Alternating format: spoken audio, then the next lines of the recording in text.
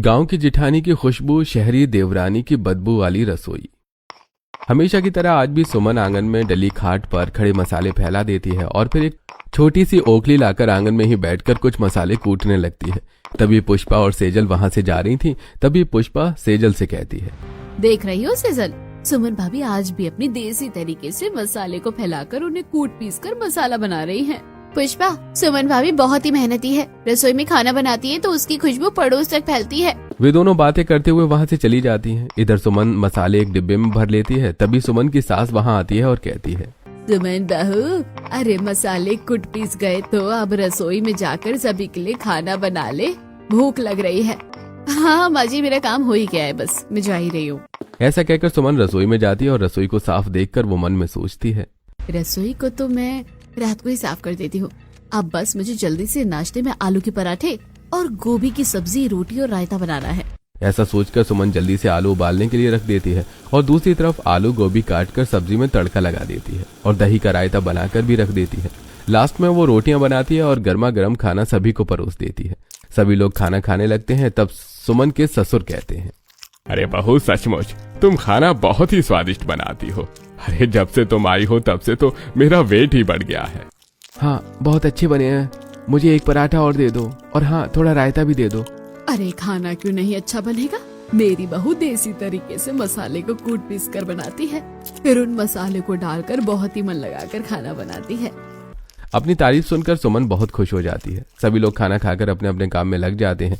तभी सुमन रसोई में आती है और सारे बर्तन साफ करती है और तुरंत ही वो गैस भी पोंछती है और रसोई में पोछा लगाने लगती है। पड़ोसन शिल्पा मोहिनी के पास आती है और कहती है, मोहिनी चाची, हमारे घर चाय पत्ती खत्म हो गई है, थोड़ी सी चाय पत्ती चाहिए थी। हाँ, शिल्पा बहू, तुम जाकर सुमन से ले आओ। शिल्पा रसोई में जाती है तो देखती है कि सुमन रसोई में पोछा लगा चुकी थी।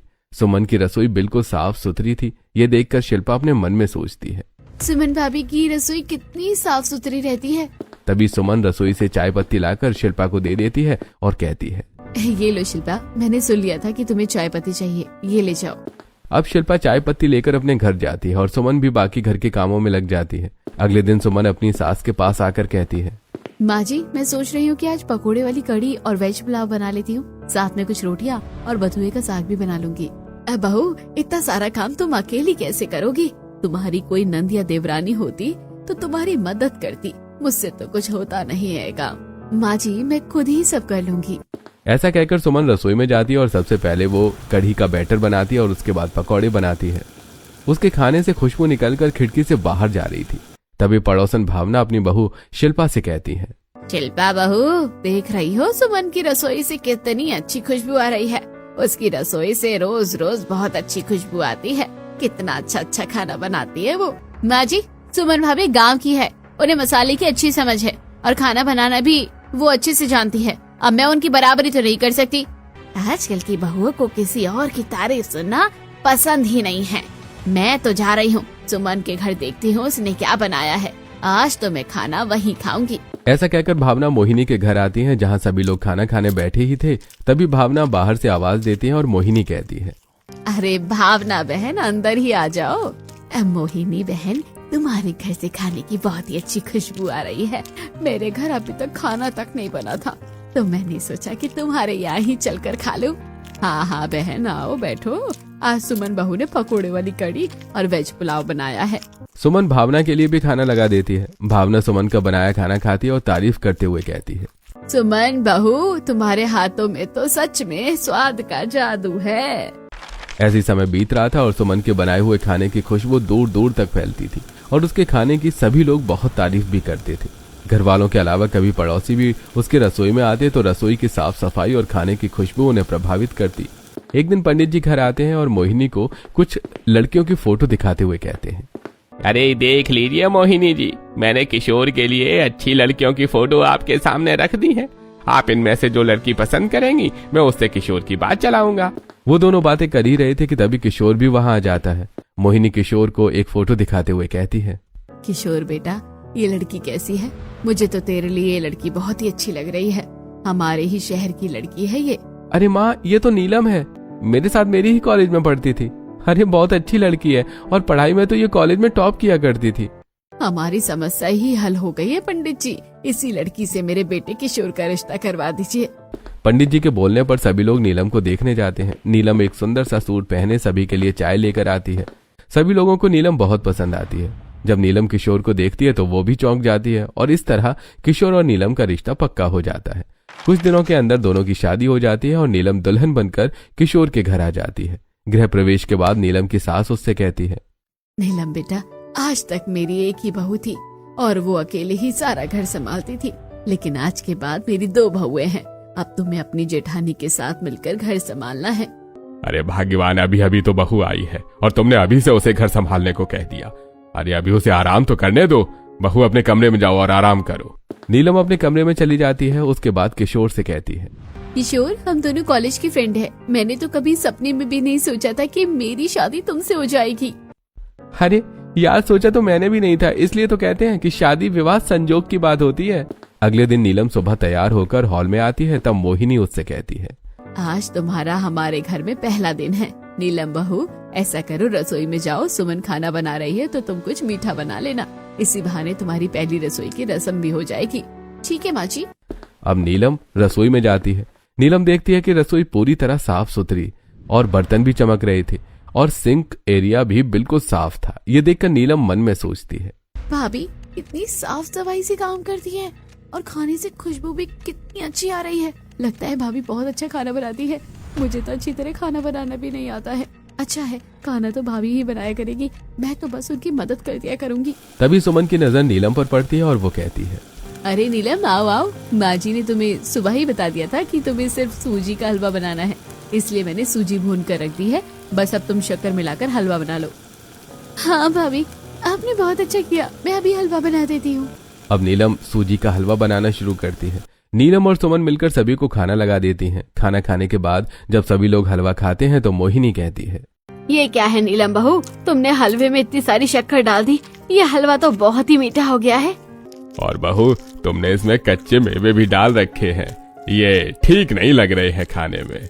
ये सब सुनकर नीलम को बुरा लगता है, लेकिन वो कुछ नहीं कहती। धीरे धीरे नीलम की शादी को 1 हफ्ता बीत चुका था, लेकिन नीलम लगातार लेट उठ रही थी और घर का कोई काम नहीं कर रही थी। सारा काम सुमन अकेले करती थी। आज मोहिनी रसोई में आती और सुमन से कहती है, अरे सुमन बहू, आज भी नीलम अब तक सोकर नहीं उठी है क्या? नहीं माँ जी, शायद वो रात को फिल्म देख रही थी, इसलिए लेट सोई है। वो लोग बातें कर ही रहे थे कि तभी किशन वहाँ आता है और कहता है, माँ, मेरे स्कूल का टाइम हो रहा है, जल्दी से मुझे तैयार कर दो ना, वरना कल की तरह आज भी मेरी बस छूट जाएगी। हाँ हाँ बेटा, बस 5 मिनट। इतने दिन बीत गए नीलम बहू की शादी को, लेकिन अभी भी उसे ये बात समझ नहीं आई कि उसे तुम्हारे साथ रसोई में मदद करवानी चाहिए, और इसी वजह से तुम किशन पर भी ध्यान नहीं दे पा रही हो। ठीक है, आज मैं तुम दोनों के काम को ही बांट देती हूँ। दोपहर के खाने के बाद मोहिनी अपनी दोनों बहू को अपने कमरे में बुलाती है और कहती है, नीलम बहू, मेरी 2 बहुएं हैं, इसलिए मैं चाहती हूँ कि दोनों मिलकर घर संभाले। सुमन बहू का छोटा बेटा है, तो कल से सुबह का नाश्ता तुम बना लिया करो और रात का खाना सुमन बहू बना लिया करेगी। ये सुनकर नीलम के होश उड़ जाते हैं। वो कहती है, माँ जी, इसकी क्या जरूरत है, मैं तो सुमन भाभी के साथ मदद करवा लेती हूँ। नहीं नीलम बहू, तुम्हें मदद नहीं करनी है, तुम्हें सुबह का पूरा नाश्ता बनाना है। मैं चाहती हूँ कि दोनों अपनी अपनी जिम्मेदारी बखूबी निभाए, इसलिए काम बांटना जरूरी था। अब नीलम हाँ कह देती है। अगले दिन नीलम सुबह अलार्म लगाती है और अपने आप से कहती है, हे भगवान, आज से मुझे ये सुबह का सारा नाश्ता खुद ही अकेले बनाना है। चल नीलम, तैयार हो जा, बनाना तो तुझे पड़ेगा ही, ये तेरा मायका नहीं बल्कि ससुराल है। ऐसा सोचकर नीलम तैयार होकर रसोई में पहुंचती है। वो देखती है कि रसोई में ब्रेड रखी हुई है। नीलम अपने मन में सोचती है, ऐसा करती हूँ कि इन ब्रेड से ब्रेड पकोड़े बना देती हूँ। यही सोचकर नीलम बेसन फेंटती है, फिर ब्रेड को बेसन में डुबाकर उसके पकौड़े बनाती है। लेकिन पकौड़े बनने के साथ साथ घर में एक अजीब सी गंध फैलने लगती है। तभी हॉल में बैठा रितेश मोहिनी से कहता है, अरे मोहिनी, आज ये रसोई से अजीब सी गंध क्यों आ रही है? सुमन बहू के खाना बनाते समय आज से पहले तो ऐसी गंध कभी नहीं आई। अजी, आज सुमन बहू नहीं बल्कि नीलम बहू खाना बना रही है। जहाँ एक तरफ मोहिनी और रितेश को रसोई से अजीब सी गंध आ रही थी, वहीं खिड़की और दरवाजे से यह गंध बाहर भी फैल रही थी। सेजल और पुष्पा मोहिनी के घर के सामने से गुजर रही थी। इस अजीब सी गंध को सुनकर सेजल पुष्पा से कहती है, पुष्पा, आज सुमन भाभी की रसोई से कुछ अजीब सी गंध आ रही है। हाँ सेजल, लगता है आज भाभी खाना नहीं बना रही है बल्कि नई शहरी बहू खाना बना रही है। इधर नीलम ने नाश्ता बनाकर टेबल पर लगा दिया था। सभी लोग नाश्ता करने बैठे तब सिर्फ ब्रेड के पकौड़े देखकर मोहिनी कहती है, अरे नीलम बहू, ये क्या तुमने नाश्ते में आज सिर्फ ब्रेड के पकोड़े बनाए हैं? माँ जी, आज मेरा पहला दिन था तो मैंने यही बना लिया है। मैं कल से कुछ और चीजें भी बनाऊंगी। अब सभी लोग ब्रेड पकौड़े खाते हैं, लेकिन ब्रेड पकौड़े खाना शुरू करते ही उन्हें पता चलता है कि बेसन जला हुआ है और ब्रेड पकौड़े में नमक और मिर्च का पता ही नहीं चल रहा है। तभी अमर कहता है, माँ, ये बेसन तो काफी जल गया है और इसमें अजीब सी गंध आ रही है। मैं तो ये ब्रेड पकौड़ा नहीं खा पाऊंगा, आज मैं बाहर ही कुछ नाश्ता कर लूंगा। ऐसा कहकर अमर टेबल से उठकर चला जाता है। तब किशोर कहता है, भैया सही कह रहे हैं, इन ब्रेड पकौड़ों से जले हुए बेसन की बदबू आ रही है। मैं ये नाश्ता नहीं कर सकता, मैं बाहर से ही कुछ लेकर खा लूंगा। वैसे नीलम सुमन भाभी बहुत अच्छा खाना बनाती हैं, अगर तुम चाहो तो भाभी से भी खाना बनाना सीख सकती हो। चाचू, मुझे भी बाहर से कुछ पैक करवा कर दीजिए। अगर मैं ये ब्रेड को पकोड़े स्कूल लेके जाऊंगा ना तो मेरे दोस्त मेरा मजाक उड़ाएंगे। ठीक है किशन, चलो मैं तुम्हें रास्ते से कुछ पैक करवा दूंगा और स्कूल भी छोड़ दूंगा। किशोर और किशन भी वहां से चले जाते हैं। तब रितेश कहता है, अरे बड़ी बहू, तुम तो मेरे लिए चाय बनाकर ला दो और साथ में कुछ बिस्किट और टोस्ट ले आना, मैं वही खा लूंगा। ठीक है पिताजी, मेरी एक फ्रेंड का फोन आने वाला था, मैं अपने कमरे में जाकर उससे बात कर लेती हूँ।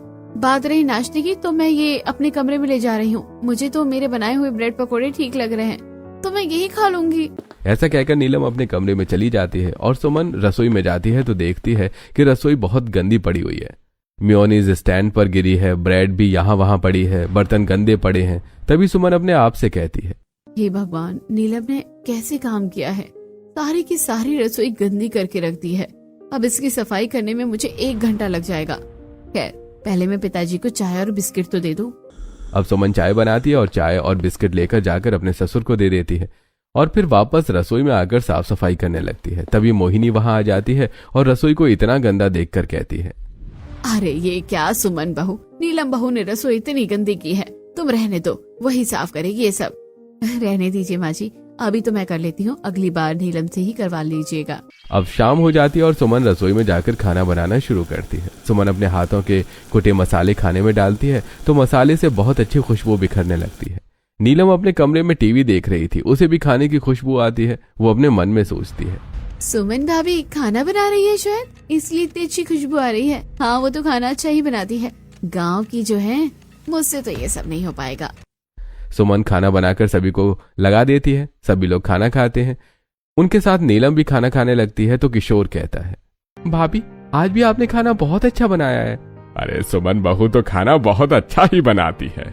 सभी लोग सुमन के बनाए खाने की तारीफ करते हैं, जो नीलम को बिल्कुल भी अच्छा नहीं लगता। वो अपने मन में सोचती है, सभी लोग सुमन भाभी के ही बनाए खाने की तारीफ करते हैं। ऐसा करूंगी कि मैं आज ही बाजार जाकर कुछ एक्स्ट्रा मसाले, सॉस, मेयोनीज लेकर आऊंगी और सभी लोगों को बहुत अच्छा खाना बनाकर खिलाऊंगी, तब ये लोग मेरी ही तारीफ किया करेंगे।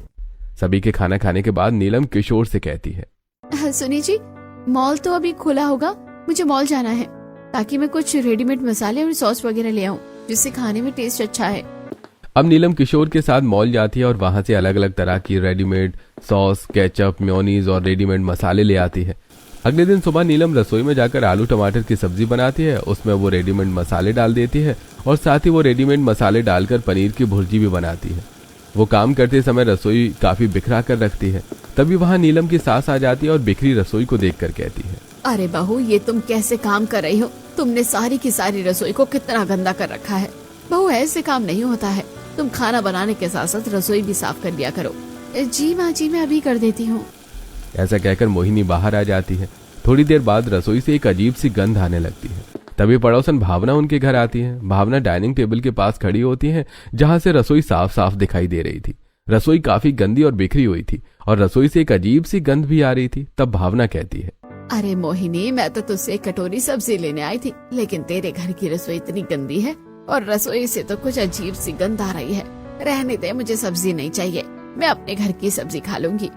ऐसा कहकर भावना चली जाती है। तब मोहिनी नीलम को डांटते हुए कहती है, देख बहू, रसोई की साफ सफाई कितनी जरूरी है। सुमन बहू को देखो, कितना साफ रखती है वो, और उसकी रसोई में कोई गंद भी नहीं आती है, और खाना भी वो कितना स्वादिष्ट बनाती है।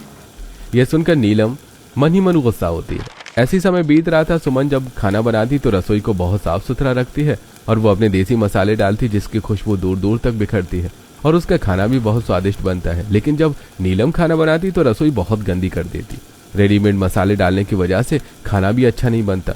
इन सब बातों से मोहिनी बहुत ज्यादा परेशान हो जाती। एक दिन सुमन को तेज बुखार होता है। मोहिनी को पता चलता है तो मोहिनी नीलम के कमरे में आती है और कहती है, नीलम बहू, सुमन को तेज बुखार है, इसलिए वो काम नहीं कर पाएगी। तो जब तक उसका बुखार ठीक नहीं हो जाता तब तक तुम रसोई संभाल लेना। ठीक है, मैं देख लूंगी।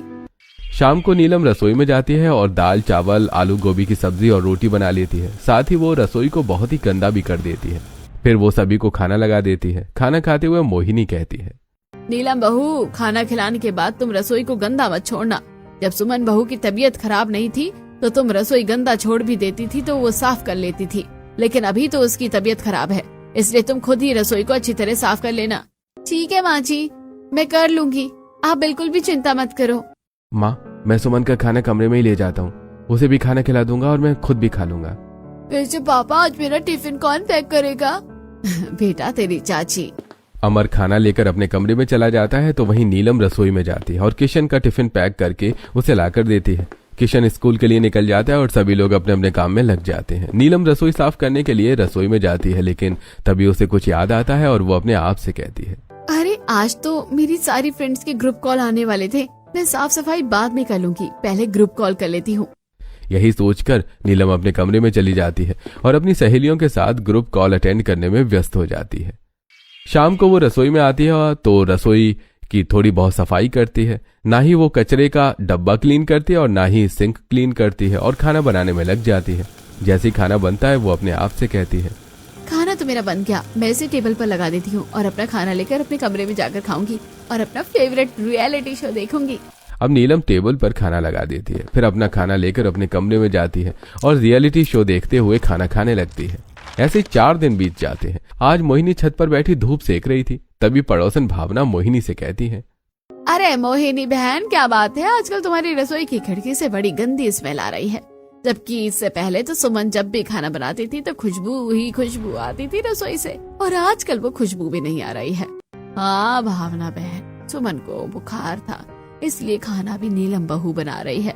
बुरा मत मानना मोहिनी बहन, लेकिन ये खाने की बदबू नहीं, ये तो रसोई की गंदगी की बदबू है। मोहिनी को यह सुनकर बहुत बुरा लगता है। वो सीढ़ियों से नीचे उतर कर आती है और जाकर रसोई चेक करने लगती है तो उसे रसोई बहुत ही बिखरी और गंदी नजर आती है। साथ ही उससे बहुत गंदी बदबू भी आ रही थी। वो गुस्से में नीलम को आवाज देती है। नीलम वहां आती है तो मोहिनी कहती है, ये क्या है नीलम बहू, रसोई इतनी गंदी कर रखी है कि इसकी बदबू पड़ोस में भी जा रही है। क्या करती रहती हो तुम सारा दिन, रसोई की साफ सफाई भी नहीं करती हो। दरअसल माँ जी, मैं रसोई साफ करने ही वाली थी, लेकिन तभी टीवी पर मेरी फेवरेट फिल्म आने लगी तो मैं वो देखने लगी। तुम्हारे पास हर दिन का नया बहाना होता है। सुमन बहू ने आज तक रसोई इतनी गंदी कभी नहीं छोड़ी। मोहिनी नीलम को डांट ही रही थी कि तभी सुमन वहां आ जाती है और रसोई को देखकर अपनी सास से कहती है, माँ जी, आप परेशान क्यों होती है, मेरा बुखार ठीक हो गया है। मैं ऐसा करती हूँ कि रसोई की साफ सफाई कर देती हूँ और साथ ही फिनाइल का पोछा भी लगा देती हूँ, तो फिर रसोई में किसी भी तरह की कोई स्मेल नहीं आएगी।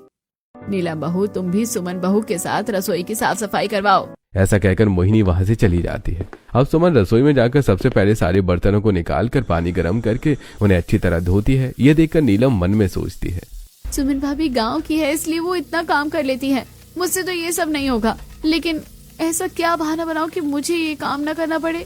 तभी नीलम कहती है, सुमन भाभी, आज मेरे सर में थोड़ा दर्द हो रहा है, तो प्लीज आप रसोई साफ कर लेंगी क्या, मैं थोड़ा आराम कर लूं। ठीक है नीलम, तुम जाओ, मैं कर लूंगी। अब नीलम अपने कमरे में चली जाती है। उसे अपने कमरे में जाते हुए मोहिनी देख लेती है। मोहिनी समझ जाती है कि नीलम बहाना करके अपने कमरे में चली गई। अब मोहिनी अपने मन में सोचती है, नीलम बहू को सबक सिखाने के लिए कुछ न कुछ तो करना ही पड़ेगा, वरना ये अपनी आदतों से बाज नहीं आएगी। यही सोचकर मोहिनी नीलम की माँ को फोन लगाती है और कहती है, कैसी हो सविता बहन जी आप? हाँ बहन जी, मैं तो अच्छी हूँ, आप बताइए कैसे फोन लगाया? सविता बहन जी, जब से शादी हुई है आप एक भी बार घर नहीं आए। मैंने तो आप लोगों को निमंत्रण देने के लिए फोन लगाया था कि आप लोग हमारे घर आइए, साथ बैठकर बातें करेंगे और खाना भी खाएंगे। ठीक है बहन जी, हम कल ही आते हैं। मोहिनी अपनी दोनों बहू को बुलाकर कहती है, नीलम, कल तुम्हारे मायके वाले आने वाले हैं, तो उनके लिए खाना बना लेना। मैंने उन्हें कह दिया है कि वो हमारे साथ ही खाना खाएंगे। ठीक है माँ जी, मैं खाना बना लूंगी। अगले दिन शाम को नीलम रसोई में जाती है और वेज पुलाव बनाने के लिए सारी सब्जियां काट लेती है। फिर वो वेज पुलाव में तड़का लगाती है और रेडीमेड मसाले डालकर उसे पकने के लिए रख देती है। फिर अपने आप से कहती है, मेरे घर वाले आ रहे हैं तो ऐसा करती हूँ कि शावर ले लेती हूँ और सुंदर कपड़े पहनकर हल्का मेकअप कर लेती हूँ और तैयार हो जाती हूँ, वरना मेरी भाभी क्या सोचेगी कि मेरी नई शादी हुई है और मैं तैयार होकर भी नहीं रहती। यही सोचकर नीलम वेज पुलाव को गैस पर चढ़ा छोड़कर अपने कमरे में चली जाती है। थोड़ी देर बाद सुमन पोछा लगा रही थी, तभी उसे किचन से कुछ जलने की बदबू आती है। सुमन दौड़कर रसोई में आती है तो देखती है कि वेज पुलाव पूरा जल गया था। सुमन गैस को बंद करती है और जाकर नीलम का दरवाजा खटखटाती है और कहती है, नीलम कहाँ हो तुम? तुम्हारे घर वालों के आने का समय हो रहा है और तुम्हारा वेज पुलाव जल गया है। नीलम शावर ले रही थी, इसीलिए उसे कुछ सुनाई नहीं देता। तभी सुमन अपने मन में सोचती है, हे भगवान, नीलम के मायके वालों के आने का समय हो रहा है और नीलम ने खाने में वेज पुलाव के सिवा कुछ नहीं बनाया है और वो वेज पुलाव भी जल गया है। हम उन्हें क्या खिलाएंगे? ऐसा करती हूँ, जल्दी से रसोई में जाकर खाना बना देती हूँ। सुमन रसोई में जाती है और dal tadka, jeera rice mix, veg paneer bhurji ये सब कुछ अपने देसी अंदाज में बना लेती है। साथ ही वो आटा गूंथ कर रोटियां बनाने लगती है। दूसरी तरफ आईने के सामने कंघी कर रही नीलम चौंक कर अपने आप से कहती है, हे भगवान, मैं तो वेज पुलाव गैस पर रखकर भूल ही गई थी। अब तक तो वो जल चुका होगा, जाकर देखती हूँ। नीलम दौड़कर रसोई में आती है तो देखती है सुमन खाना बना रही है और दूसरी तरफ उसके मायके वाले भी आ जाते हैं। नीलम घबरा जाती है। तब सुमन कहती है, नीलम तुम चिंता मत करो और अपने मायके वालों से मिल लो, खाना मैं देख लूंगी। अब नीलम बाहर हॉल में आती है और अपनी माँ और भाभी को गले लगाती है। माँ, भाभी, मुझे आप दोनों की बहुत याद आ रही थी। भैया और पापा साथ ही आए। नीलम, दरअसल आज उन दोनों को ऑफिस में कुछ जरूरी काम था, इसलिए वो फिर कभी आएंगे। हाँ, बैठिए बहन जी और बताइए कैसी हैं आप? मोहिनी नीलम की माँ और भाभी से बातें करती है। तभी करुणा कहती है, अरे नीलम, तुम्हारी रसोई से तो बहुत अच्छे मसालों की खुशबू आ रही है। लगता है तुम्हारी जेठानी खाना बना रही है। हाँ भाभी, मैंने सुना है कि तुम्हारी जेठानी बहुत अच्छा खाना बनाती है। तुम मुझे भी रसोई में ले चलो, मैं भी उनसे पूछूंगी कि वो ऐसा क्या डालती है अपने खाने में कि खाने से इतनी अच्छी खुशबू आ रही है। ठीक है भाभी, आप चलिए मेरे साथ। अब नीलम करुणा को लेकर रसोई में जाती है। करुणा देखती है कि सुमन रसोई में काम कर रही है और उसने रसोई को काफी साफ सुथरा रखा है। तभी सुमन करुणा को देखकर कहती है, आइए, कैसी हैं आप? मैं तो अच्छी हूँ, आप खाना बना रही हो तो आपके खाने से बहुत अच्छी खुशबू आ रही थी। मैं तो इसलिए रसोई में आई हूँ कि मैं आपसे कुछ पूछ सकूं कि आप खाने में कौन से मसाले डालते हो? कुछ खास नहीं, बस मैं तो अपने हाथों के कुटे पीसे मसाले पर ही विश्वास करती हूँ और खाने में वही डालती हूँ। ऐसे ही करुणा और सुमन आपस में बातें कर रही थी। तभी खाना तैयार हो जाता है। सुमन और नीलम मिलकर सभी के लिए खाना लगा देती हैं। सभी लोग खाना खाते हैं और खाने की बहुत तारीफ करते हैं। तभी सविता कहती है, नीलम बेटा, तुम्हारी जेठानी सच में बहुत ही अच्छा खाना बनाती है। तुम्हें तो अपनी जेठानी से खाना बनाना सीखना चाहिए। हाँ माँ, मैं जरूर सीखूंगी। खाना खाने के बाद सविता और करुणा दोनों जाने लगते हैं। तभी जाते जाते करुणा सुमन से कहती है, अब भाभी, आपके हाथों के खाने में तो सच में स्वाद का जादू है। आप मुझे व्हाट्सएप पर अपने मसाले की रेसिपी भेजना, मैं भी अपने हाथों से ही मसाले कूटकर पीसकर खाना बनाऊंगी। हो सकता है कि मैं भी आपकी तरह खाना बना पाऊँ। जी आप चिंता मत कीजिए, मैं आपको सब कुछ व्हाट्सएप कर दूंगी। अब नीलम के मायके वाले चले जाते हैं। उसके बाद नीलम सुमन से कहती है, सुमन भाभी, आज तो आपने मेरे मायके वालों के सामने मेरी इज्जत रख ली। अगर आपने खाना नहीं बनाया होता तो मेरे मायके वालों को भूखे ही जाना पड़ता। ऐसी कोई बात नहीं है नीलम, तुम्हारे मायके वाले भी तो मेरे मायके वालों जैसे ही हैं। भाभी, मैं हमेशा आपको गांव की गंवार और खुद को शहर की मॉडर्न समझती रही, लेकिन आज पता चला कि खाना बनाने के मसाले में और रसोई के काम के मामले में मैं तो गंवार हूँ। इसलिए आज के बाद आप मुझे रसोई की साफ सफाई और खाना बनाना सिखा देना। खास तौर से आप अपने मसाले बनाने का तरीका भी बताना। तुम मेरी छोटी बहन जैसी हो, मैं तुम्हें सब सिखा दूंगी। दोनों बहुओं की बातें सुनकर मोहिनी के साथ साथ घर के बाकी लोग भी बहुत खुश हो जाते हैं। अगले दिन से नीलम सुमन से खाना बनाना भी सीखती है और रसोई की साफ सफाई भी सीखती है। इस तरह दोनों देवरानी जेठानी मिलकर रहने लगती हैं और मोहिनी अपनी दोनों बहुओं के साथ बहुत खुश रहने लगती है।